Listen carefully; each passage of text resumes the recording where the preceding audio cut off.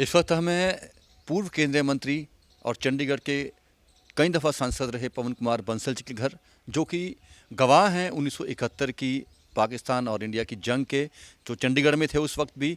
उनके क्या अनुभव रहे उस समय के और क्या उनके पास यादें हैं, उनसे साझा करेंगे पवन कुमार बंसल जी से। सर बताएंगे कि 1971 में जब इंडिया पाक युद्ध हुआ था, उस समय की स्थिति में और इस समय की स्थिति में क्या परिवर्तन है? नहीं, उस वक़्त तो बिल्कुल लड़ाई छिड़ी हुई थी पूरे ज़ोर से जब ये सारा शुरू हुआ। जी। आज के दिन विश्वास मैं करना चाहता हूँ कि ऐसा नहीं हो, लेकिन अगर होगा तो पाकिस्तान को उसका जवाब दे हमें उनका उसको जवाब देना पड़ेगा पाकिस्तान को पूरा, और उनको हमेशा के लिए सिखा देना पड़ेगा कि आप शायद भूल गए हैं कि 1965 और 1971 में आपको कितनी भारी मार पड़ी थी।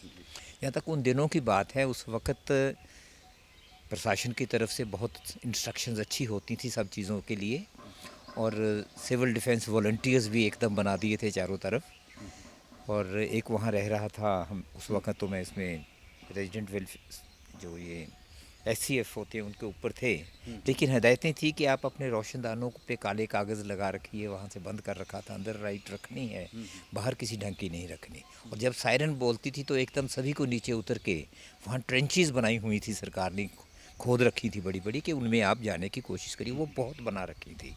तो वो उससे बहुत बड़ी एक सहायता लोगों को मिली थी, विश्वास हुआ था कि सरकार की तरफ से वो हो रहा है, लेकिन किसी में घबराहट नहीं होती थी किसी ढंग की।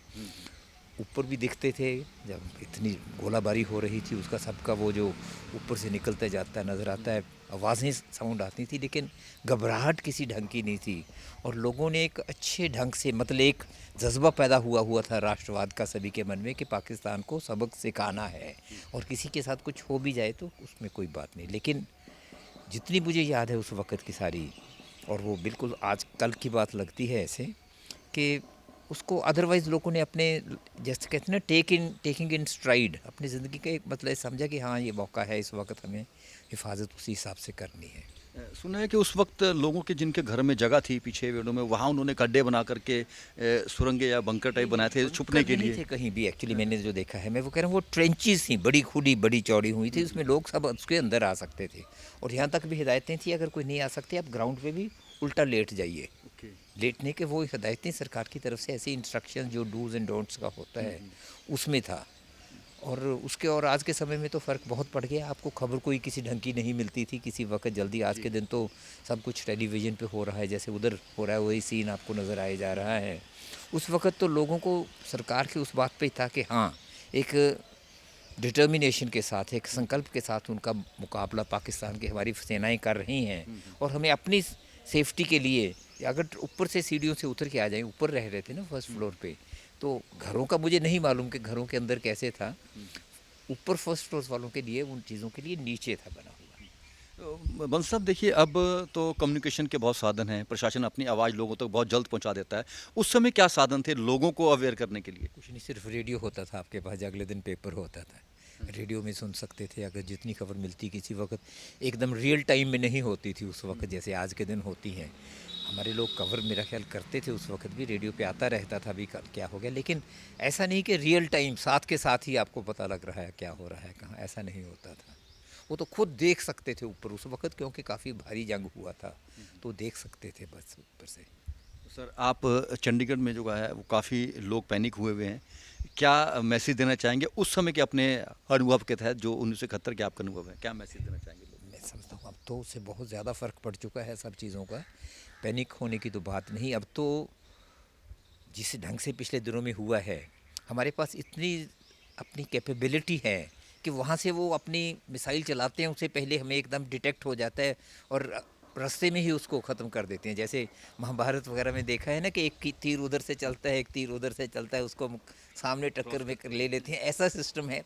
एक्चुअल है वो, कि वो जो आयरन डोम जिसका वहाँ अपने उधर था बनाया हुआ इज़राइल ने, तकरीबन वैसी ही चीज़ उस, पता नहीं अब कौन सी चीज़ है मुझे तो मालूम नहीं, कि ऐसा वो स्ट्राइक नहीं कर सकते। इस कारण वो शायद बॉर्डर्स के इलाकों पे ही, जो हमारे गांव वगैरह हैं, इधर से वो उनको विफलता मिलती हुई, शायद वो देखना ही चाहते हैं कि हमारी कैपेबिलिटी, हमारी हमारे हमारी क्षमता क्या है, हमारे पास क्या कुछ है, इस कारण देखना ही चाहते हैं शायद। उसके बाद जब उनको पता लग रहा है कि उनके लॉन्चिंग पैड्स, उनके हब्स, उनके बेसिस जो हैं वो सभी को ध्वस्त करे जा रहे हैं हम, तो मुझे नहीं लगता कि वो ऐसी ही हिमाकत करेंगे कि इसको बढ़ाने की किसी ढंग से।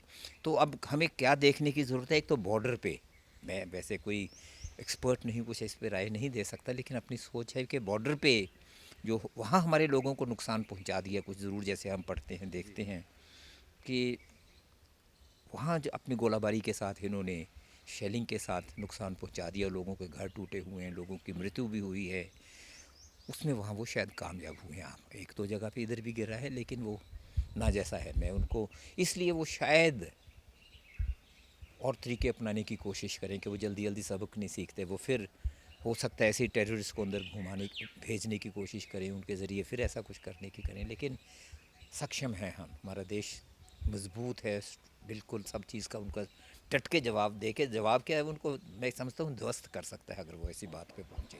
सर, इस समय आप चंडीगढ़ वासियों को कोई मैसेज देना चाहेंगे अपनी तरफ से? हमें अपना वो बिल्कुल पैनिक नहीं होना चाहिए किसी ढंग से, मैं कोई नहीं हूँ इस पोजीशन में कि मैं किसी को कोई मैसेज दूँ, लेकिन मैं अपनी फीलिंग शेयर कर रहा हूँ। जब सायरन वगैरह बजे, हमें उनकी सरकार की जो हिदायतें हैं उनको मानना चाहिए ज़रूर। घर के अंदर रहें, लाइट बाहर नहीं आनी चाहिए, कोई बाहर बैल्कनी में नहीं, छतों पे नहीं, जो हमारे हिदायतें मिली हुई हैं उनकी पालना हमें करनी चाहिए, लेकिन घबराना बिल्कुल किसी ढंग से नहीं चाहिए अभी। ये थे पूर्व केंद्रीय मंत्री पवन कुमार बंसल, जिन्होंने 1971 में जो भारत पाक युद्ध हुआ था उसके अनुभव भी साझे किए और बताया कि पाकिस्तान हैप्चुअल है बार बार इस तरह की हरकत करने का, उसे ज़रूरत है एक तीखा सबक सिखाने की, और हम सक्षम हैं इस प्रक्रिया में उसे सक्षम बनाने के लिए और पाकिस्तान को सबक सिखाने के लिए। और उन्होंने ये भी कहा है कि लोग पैनिक ना हो, कोई बात नहीं है, अब हमले से पहले ही हमें पता लग जाता है कि क्या चीज़ होने वाली है और उसका तोड़ हमारे पास है। रमेश हांडा, पंजाब के CTV, चंडीगढ़।